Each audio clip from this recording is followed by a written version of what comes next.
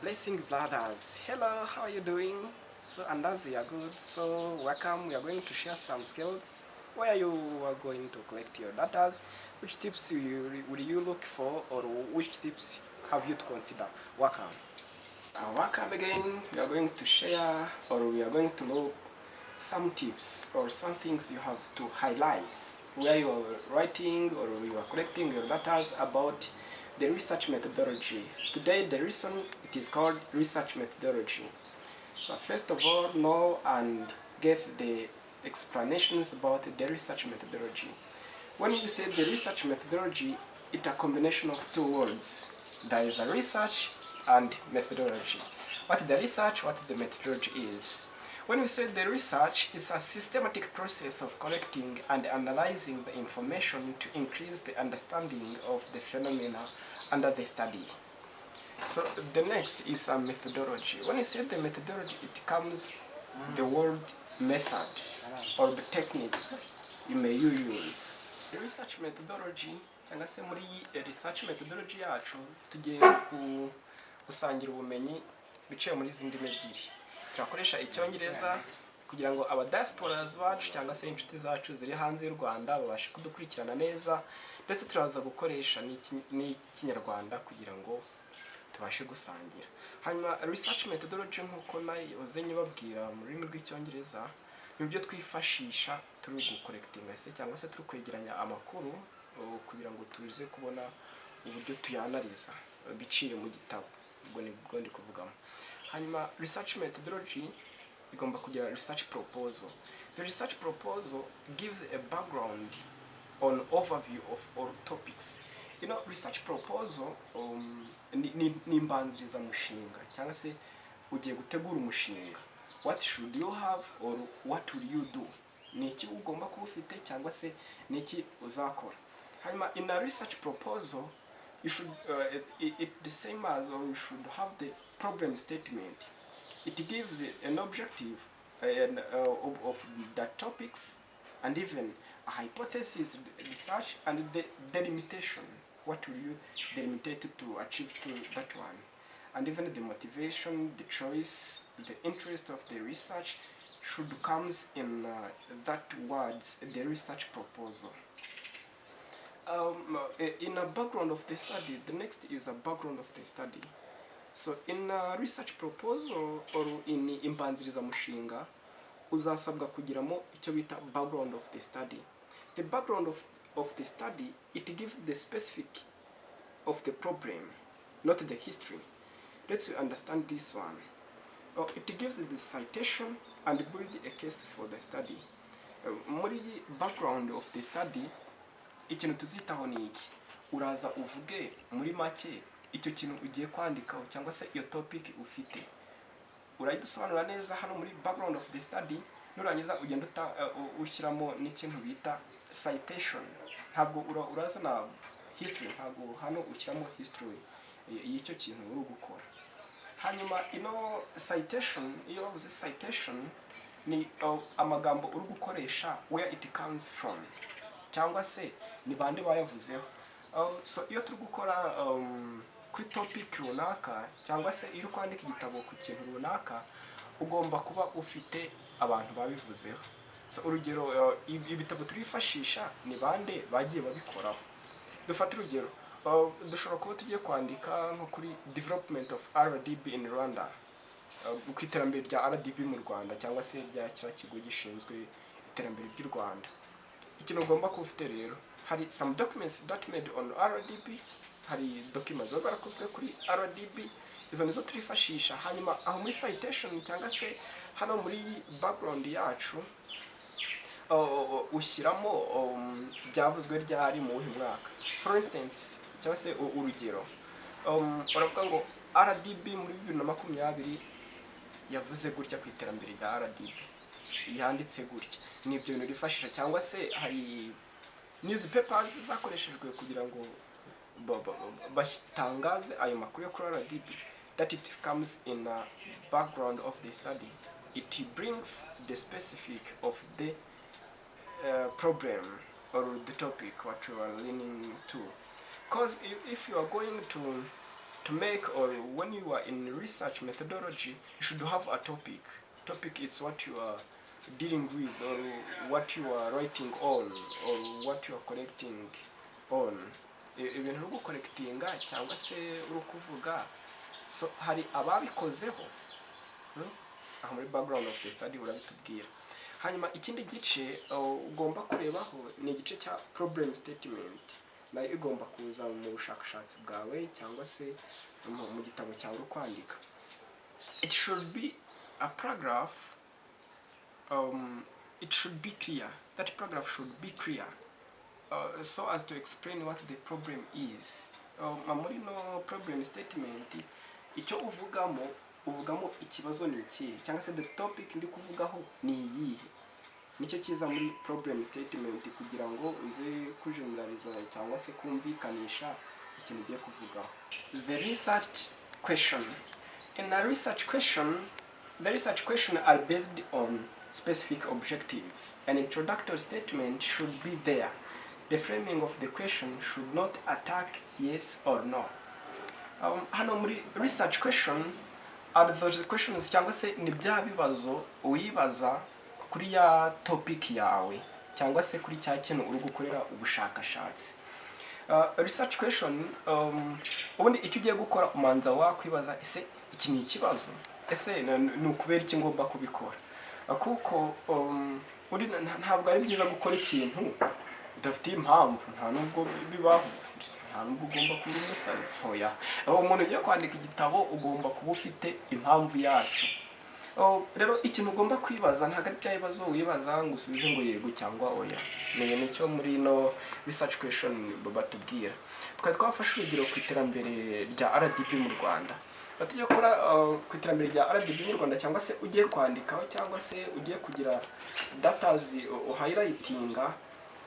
Muri highlightation yacu cyangwa muri iki gitabo cyacu ugiye kwandika, uragenda wibaze, ese RDB yateye imbere?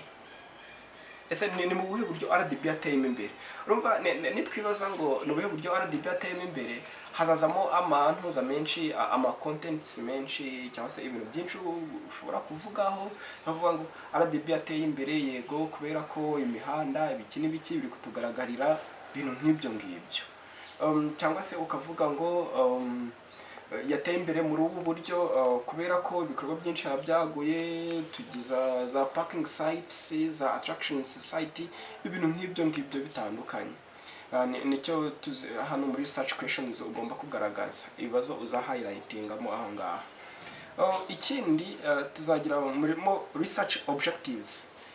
Research objectives ni intego. Ese what do you consider, or what do you take from your research? So in these research objectives, it should have the general and specific objectives. They include general, specific, and the specific objective. The general objective is a statement giving the main purpose or the goal of the study. It should clear outline the variable, and the relationship should be clear. The specific objective are specific statements giving the target, intention of the study, and the normally given in a bullets. So when we are writing the research objective, we use bullets, for instance, I1, I2, I3, like that. Or we may use the letters like A, B, C, D, like that. So it's what we do in research objectives. Intego ufite, mu gukora umushinga wawe niye ntego ufite. Ndi gukora uyu mushinga wa RDB, uva hano ujya hano kugira ngo bizatange uyu musaruro ku gihugu. Yarandi kugira ngo ngaragarize abanyamahanga ko RDB mu Rwanda yateye imbere, cyangwa se ukaba kuvuga ngo ndi kugira nerekane ko RDB mu Rwanda yateye imbere. Ibintu nk'ibyo ngibyo niyo objective yacu, cyangwa se ukavuga ngo ndi gukora izi data ndi kwegeranya amakuru kugira ngo nabandi bayakenera, cyangwa se nabandi bazayifuza bazayabone, cyangwa se kugira ngo nongere ubumenyi. Ibintu nk'ibyo ngibyo nizo hano muri research objectives turi kubabwira. Hanyuma research objectives should be smart. To be smart, it means that it should be it should have a time, huh? A time in term of SMART. Your objective should have an assumed time, where it reach from and where it leave from. That is what we call the SMART. The variable must be clear, and the relationship should be clear. They should be within the scope. They should be not objective as make a recommendation. It assumed to exist. Intego yawe cyangwa se purpose wihaye igomba kuba ari ikintu kizagerwaho. Ntabwo ushobora kuvuga ngo urugero uri mu Rwanda ugiye kwandika muri Everest kandi bigoye kuba wagerayo as umunyarwanda, ushobora kuba bitakorohera. Rero usettinga objectives ubona iri clear, cyangwa se ubuni ari ikintu kire exist. Hanyuma reka tujye ku kindi cya hypothesis. Hypothesis, this is an attentive answers where the research decides to undertake that research.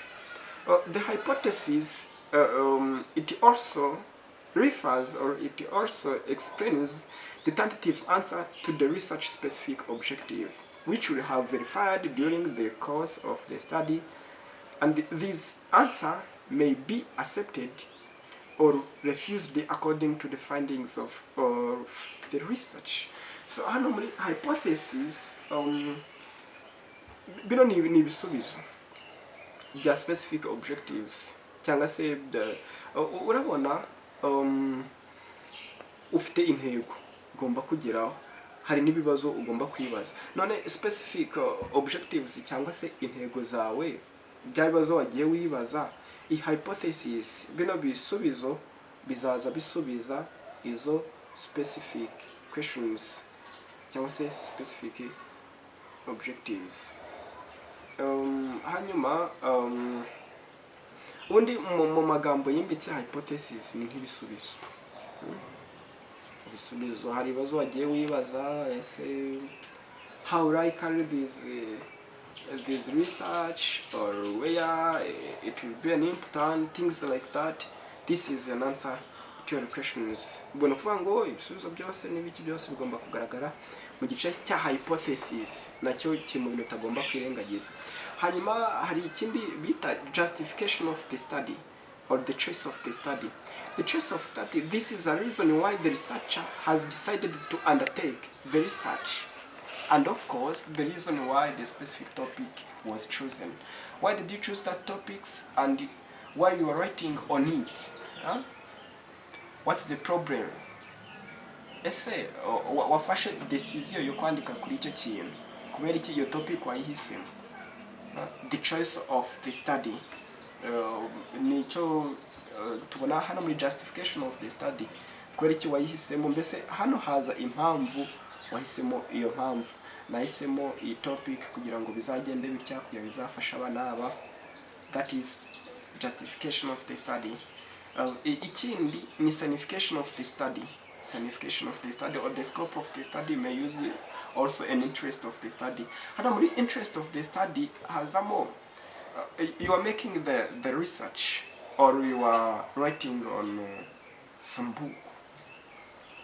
Why did you choose or how it will be useful for others? Niki izabafasha uri gukora ubushakashatsi kugira ngo bizamarire iki abandi.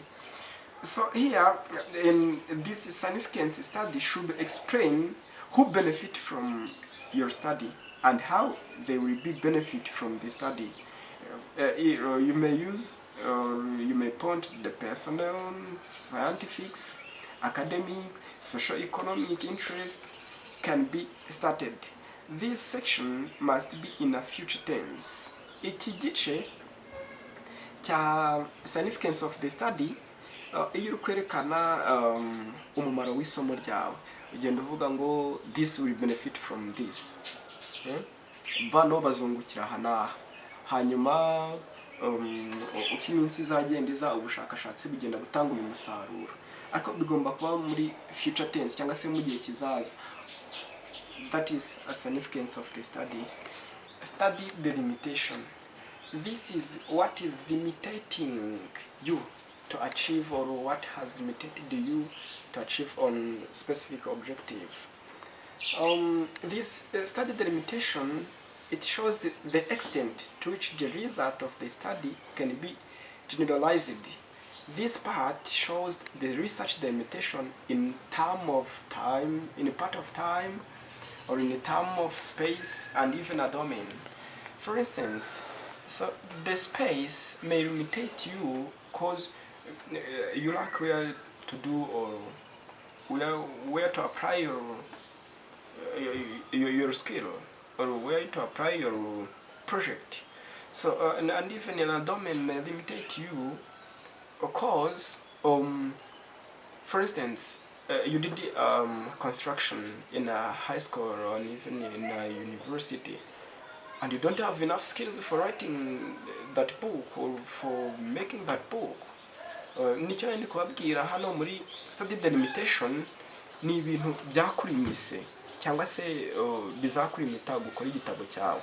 Urugero nari kubaha wize construction, ushaka kuba ugiye kwandika igitabo ako udafite ubumenyi buhagije. Rero iyo kwandika cyangwa se iyo kugaragaza igitabo cyawe cyangwa kwandika igitabo cyawe, so study delimitation should be there. Hanyuma let's jump on methodology.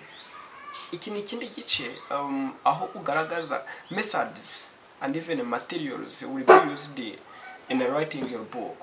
So this methodology is a brief presentation of the techniques and approaches to be resolved to while carrying out the research. You are making a research, which method would you use, or which equipment would you need. Hano muri methodology ugaragaza ibikoresho ndetse n'uburyo uzakoresha kugira ngo ubashe kwandika igitabo cyawe cyangwa se ndetse no kugera ku makuru yawe wifuza. Hanyuma ikindi tutagomba kwirengagiza concept framework model. Concept framework model, the concept framework model can be added if necessary. This should be added if necessary. It gives the figure which summarizes the research and the department and independent and intermediate variable have been specified. Hano usummariza research yawe ni figure cyangwa se ni igishushanyo kiraza kitwereka how your research will be in a summary.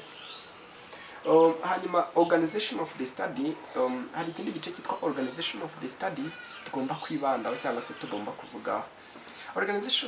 Organization of the study or the subdivision of the study should include the structure of the study chapter by chapter. Here you make or you continue with making chapter by chapter. Organization of the study iratwereka ese study yawe cyangwa se topic yawe icyo uri kuvuga, icyo uri gukora ubushakashatsi, chapter by chapter ugomba kubyerekana kugira ngo igitabo cyawe kizabe gisobanutse. Ikindi gice schedule cyangwa se calendar, this is a plan on how the research will be carried out from the topic formulation up to the final dissertation submission. This is included the timetable showing different activities to be done and the time frame within which the activity will be accomplished. The schedule cyangwa se calendar ni ishusho yerekana uburyo ibintu byawe uzagenda ubikoramo step by step, ndetse n'igihe iki ibintu byawe bizarangira, kubera ko ntabwo ushobora gufata topic cyangwa se ngo ufate ikintu ugiye kugikora ntabwo ufite igihe kizarangirira. Wabura umusazi se? Oya. Dukora ibintu bifite igihe, cyangwa se uvuga ngo mu gihe cy'ukwezi iyi research yanjye nzaba nyirangije, cyangwa se mu gihe cy'iminsi runaka ibintu ndi kwandika bizabirangiye. Rero mu gice cya calendar cyangwa se mu gice cya schedule ibyo bintu bigomba kugaragaramo. Hanyuma igice gikomeye abantu bakunda gukoraho confusion cyangwa se bagomba kwibagirwa, the budget. The budget, this shows or it displays in a term of money or a cash that will be used to accomplish the research. Iyo uri muri budget cyangwa se iyo urimo kwandika igitabo cyawe, ugaragaza aho amafaranga azava cyangwa se amafaranga uzakoresha igihe uri gukora bije cyangwa se igihe uri gukora ubushakashatsi bwawe. Hano ubushakashatsi butwara depanse ndetse no kwandika igitabo bitwara depanse, kuko none se uri kwandika igitabo uzakenera transport, uzakenera kuva hano ujya hariya kugira ngo genda igihe cyawe wihaye hariya muri kalenda kibashe kuzura neza. None niba uri gukora igitabo cyawe uzakenera guprintinga, uzakenera gukora amakuru online ku ma websites atandukanye, none izo ni megabyte uzagura, uzakenera internet yihuta, ayo ni amafaranga uzaba uri gushyiramo. Rero iyo uri gutekereza kuba wakora research cyangwa se iyo uri gutekereza kuba hari data ugiye kwegeranya, ugomba no gutekereza ku mafaranga uzakoresha kugira ngo bitazakugora igihe ugezemo wakenera internet ukayibura, wakenera gukora ka citation runaka ugiye kureba utabonye, ahantu runaka ugiye muri library, hari ama library yishyurwa, tuzajya mugira ngo hose it's about free, no, uzakira no kwishyura kugira ngo ubushakashatsi bwawe bugende neza. Ikindi gice ni references. References ni igice kigaragara mu bushakashatsi bwawe aho werekana aho ibintu wabikuye. So urugero dushobora kuba tugiye kwandika kuri benefit bari abantu baturiye RDB babona, ese ubukerarugendo bumariye iki bari abantu begereye iriya parike y'ibirunga. Hanyuma hano muri reference iyo ugiye kubikoraho cyangwa se iyo uri kubyandikaho, reference urandika ndumva narigeze kukivugaho mu bice byatambutse, urandika RDB yagaragaje ko yenda 40% bijya abantu baturiye parike y'ibirunga, cyangwa se 30% byagaragajwe n'iki kinyamakuru cyangwa se n'iki, cyangwa se na finance y'u Rwanda yagaragaje ko, cyangwa se minisiteri ishinzwe ubukungu yagaragaje ko amafaranga ya naya yagiye ku baturiye parike y'ibirunga. Rero ibyo bintu bigaragara muri reference aho wandika RDB ukandika umwaka bivuzemo ndetse n'icyabivuze. Ibyo reference bigomba kugaragara, cyangwa se ahantu wagiye usoma ibitabo ibyo bintu wakuyemo nabyo bigomba kugaragara hari muri za citation kugira ngo tubeshua cyangwa se tubone ko icyo gitabo cyakozwe mu buryo bwa gihanga cyangwa se bwa gihanzi bifite icyanga. Okay, let's continue with the arrangement and contents. So uvuye kuri biriya bintu twahoze turebaho ibintu ugomba kwitaho kugira ngo igitabo cyawe kibe cyuzuye, none tujye kureba the arrangements cyangwa se ukuntu kigomba kugenda gikurikirana content by content cyangwa se step by step. Kubera ko iyo uri kwandika ntabwo upfa kwandika uko wiboneye ngo cover page izi nyuma ngo declaration igiye hagati, oya, it should be has an organization or an arrangement. So this arrangement, it gives you an order step by step how the book should be from the cover page up to the end. So let's look on our cover page, how the cover page or our cover should be. The book you wrote or you're writing on, how the cover page will look. So on the cover page cyangwa se ruriya rupapuro rwa mbere rubanza mu gitabo, it should have the followings. The university appear in full capital letter on the top of the page. University igomba kuza hejuru, and its logo also, logo ya kaminuza igomba kuba hari. The name of department you are dealing with cyangwa se department urangije. The title of the final year project report, that's a titre ya final year, umwaka wize cyangwa se umwaka urangijemo no ugomba kuba uhari. Hanyuma the report hagomba kuba hariho n'ijambo the report submitted in partial fulfillments of the requirements for a degree of the bachelor, and in the name of the department should appear in the next time. Hano iyo gukora igitabo ubwo iyo ni impamvu kuki ndi gukora research. Hano wenda nko ku bantu bari kurangiza kaminuza cyangwa se ku muntu nko muri kaminuza, wandika igitabo uvuga impamvu, uvuga ko yenda ndi kubikora kugira ngo mbone diploma ya A1 or A2, even A0, like that. So that it also appear for the cover page, and even the math and the name of the supervisor, izina ry'umu supervisor wawe ndetse n'izina ry'ukwezi, ibyo bintu wabikoze. The next is a title page. The information printed on title page should be the same as one on the cover page without the house style presentation. Reka mvuge kuri kino kintu cya title page byimbitse. So ino title page urabona uburyo igitabo cyacu kiba kimeze, rero urupapuro rubanza. So umuzenguruko wacyo hari abantu babyitiranya, ugasanga igitabo ni cy'umuntu urangije kaminuza, ariko ugasanga akavaringa ashyiraho uburabyo, ashyiraho inkende, ashyiraho ibiki. So biriya bintu, please pay attention kugira ngo igitabo cyawe kibe clear cyangwa se kibe gisa neza. So ubundi nabiretse byatwara iki? Cyese ugashyiraho akabara kameze neza, ariko atari ibintu by'akavuyo, ushyizeho indabo, ushyizeho ibiki, ushyizeho amazu. No, please uriya muzenguruko wubahe, bikore mu buryo bugize buri professional cyangwa se bugaragara neza, pana kubigira ibintu by'akajagari, byo ntabwo bikigezweho. So the abstract na abstract igomba kuba iri kuri cya gice cyawe. So the heading of abstract appears centered and in a full capital letter beneath the top margin. So abstract iduha brief description of the problem, brief explanation cyangwa se description, igaragaza ese ikintu ndi kuvugaho mu magambo arambuye ni iki cyangwa se byimbitse ni iki, ubushakashatsi ndi gukora cyangwa se ntuza ndi kwandikaho, topic ndi kwandikaho mu magambo arambuye ni iki, cyangwa se ubusobanuro bwimbitse. Kandi hagomba kuba harimo na procedures, uburyo nzakoresha umushinga mfite n'uyu, nzakoresha uburyo, noneho hakaza kuvamo na summary of findings of the study as well as the major conclusion and recommendation. So muri kino gice cya abstract, ikindi kintu kiba kitagomba kuburamo findings, byavuye mu musaruro. Umusaruro ese ibintu nanditseho byatanze iki, things like that. Nicyo gice kigomba kuba no muri abstract. Noneho ikindi gice cya acknowledgement.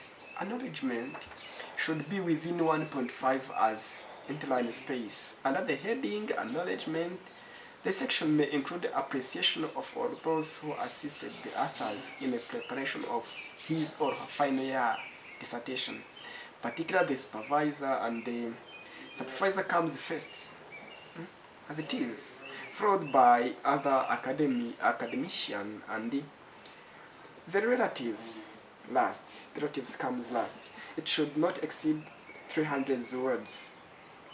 So hano mu gice cya acknowledgement hazamo igice cyo gushimira. Cyo ni igice cyo gushimira, bavuga ngo kugira ngere kuri ibi ushobora kuba warize ufashwa n'ababyeyi, bibamo aba lectures bagufashije ndetse n'ikigo cyagufashije ndetse n'abandi b'umwihariko ushyiramo. Muri iki gice cya acknowledgement ibyo bintu bigomba kugaragaramo. Hanyuma kandi making sure ko bitarenza amagambo 300, kuko ntabwo ndogora. So hari abantu ugasanga ngo ndashimira wa muntu duturanye wo munsi y'urugo, ngo nkashimira ngo n'abandi bo ku musozi wacu, ngo urebye ngo iruhande rwaho ngo nahanywaga amazi, ngo no, specify, specifying ngo ndashimira abavandimwe, abo nibo barakavaringa bo ku musozi wanyu. Ndashimira papa na mama bamfashije, nibo bafite koko hari abatabafite, bamfashije kwishyura minerivare. Ibintu nk'ibyo ntujye muri detail nyinshi, byibuze 3 cyangwa 4 babihagije kugira ngo urondogore bakanaka n'abanyira kanaka. So hanyuma ikindi gice ni table of content. Table of content cyangwa list of figures. Iki gice hazamo ibishushanyo bagiye bifashisha ndetse n'ibimenyetso za symbols. Hari ukuntu uba waranditse wenda nka abbreviation runaka, uba ugomba kwandika isobanuye iki. Ese niba warashyizemo RDB bisobanuye iki? Ni Rwanda Development Fund cyangwa se ni iki?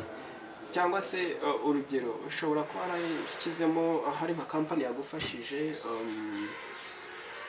wenda wanditse ENT, hari company ziri kudufasha muri iyi minsi cyangwa se zateye imbere nka Egid Nation TV, aho usanga niba warakoresheje iryo jambo cyangwa se niba ariyo topic wahisemo, ugomba kugaragaza iyo ENT washyize muri dosiye yawe cyangwa se washyize mu gitabo cyawe.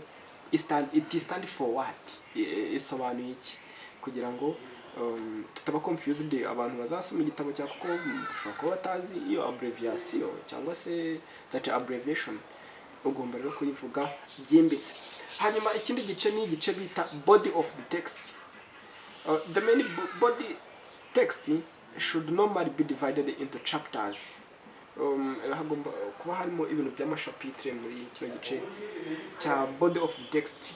For instance, the general introduction, literature review or review of the literature, or research methodology, research or results, discussion and conclusion and recommendation. That should be appear in the body of the text. Hanyuma mu gice cya general introduction, the general introduction, it means to introduce your topic or an overview of all topics. In the literature review, the section is to discuss the theoretical aspect leading to implementation of the project. Hano muri kino gice cya literature review, general introduction, you introduce bivuga mu buryo buri theoretical mu gice cya literature review. Hanyuma research methodology, hano hazamo method cyangwa se the materials will be used. It comes in the research methodology. The next is result or presentation of the data. The data should be presented. The section should showed by means of the text and even a table and some figures. Give all results obtained. Utanga results cyangwa se ibintu byavuyemo, results and presentation. The next is discussion. The implementation of the data gathered can be discussed in this section. Discussion usobanura amadata yose wagiye ukoresha uyavugaho muri kino gice cya discussion. You interpret cyangwa se urabisobanura. Hanyuma conclusion and recommendation. The conclusion section closes the report by providing a brief overview. Utanga brief cyangwa se utanga report. Hano nko gutanga umusaruro, conclusion. Nakoze ibi none havuyemo ibi ngibi. That is in a part of conclusion. Hanyuma igice cyanyuma ni igice bita reference. Hanyuma muri reference ushobora gukoresha uburyo butandukanye. Reference, in American Psychological Association, it may be used, that is known as APA reference system. It is also to follow n'uburyo ushobora kubwifashisha uburyo bita APA. The references should be cited in the text by the last name of the author and the year of the publication with comma between them. You put comma in everything, or in every name you write for the references. For instance, you may use like AD 19087. So when you are writing the reference, make sure that it is in APA. If you've decided to use this way in APA, hanyuma icyo ndi kwabwira muri reference, hari abantu bayitiranya ugasanga yapfuye kwandikira reference uko ashaka. Hanyuma iyo uri kwandika igitabo, wenda dufata urugero wakoresheje APA cyangwa se American Psychological Association, so izina ry'umuauthor rigomba kugaragara ndetse n'izina ry'umwaka yabishyizemo, kugira ngo n'undi uzashaka ayo makuru y'ibintu wanditseho azagenda yasome mu buryo brief. Hanyuma the referencing mwakoze, iyo yari referencing twakoragaho. So then let we jump to the presentation to the panel. So already wamaze gukora topic yawe, wamaze kuyandikaho, wamaze kubikoraho igitabo. None tugiye kureba uburyo ushobora kwifashisha cyangwa se uburyo ushobora gupresentinga to the panel, presentation to the panel. The panel consists of experienced researchers who will examine the research aspect of your proposal. The panel member should be given a copy of the research proposal before the presentation process begins.